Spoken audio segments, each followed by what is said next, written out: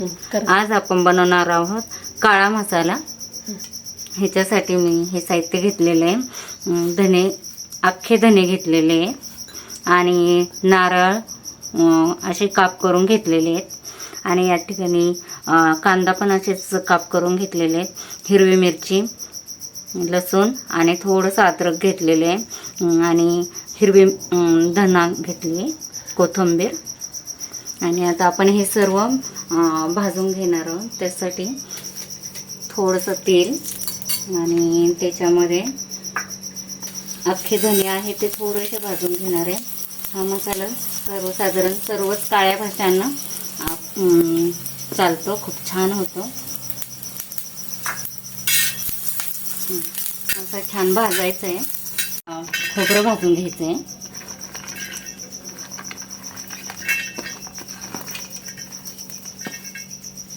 ह्याच्यात पण थोडंसं तेल वापरायचं आहे।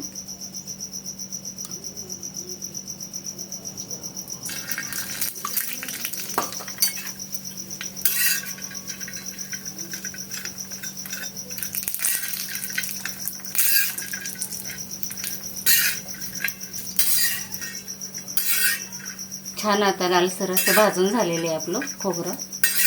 आता हे मी काढून घेते।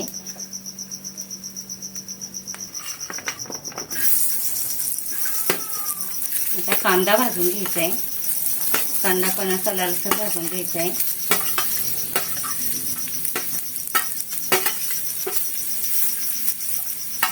त्याला पण थोडंसं तेल वापरायचं होतं। तेल वापरलं की छान पटकन असा लालसर पण होतो आणि कच्चा पण नाही राहत।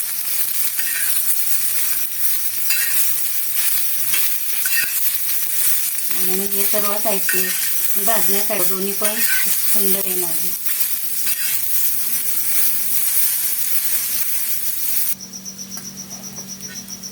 आता छान लालसर झालेलं आहे।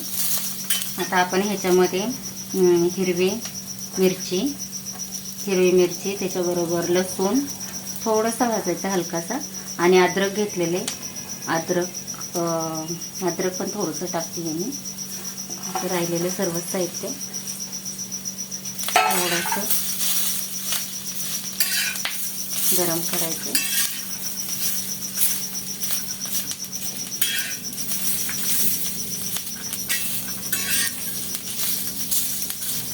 झालेले आता रेडी।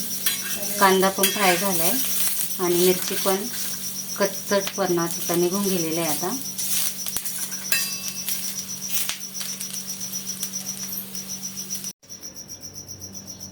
आता आपला हा काळा मसाला पूर्णपणे व्यवस्थित भाजून घेतलेला आहे। धना घेतलाय, अख्खा धना आणि धने पावडर करण्यासाठी धना घेतलाय गरम करून। खोबरं पण फ्राय करून घेतलंय आणि कांदा, लसूण, अद्रक आणि हिरवी मिरची। आता हे मी छान बारीक करून घेते वाटून।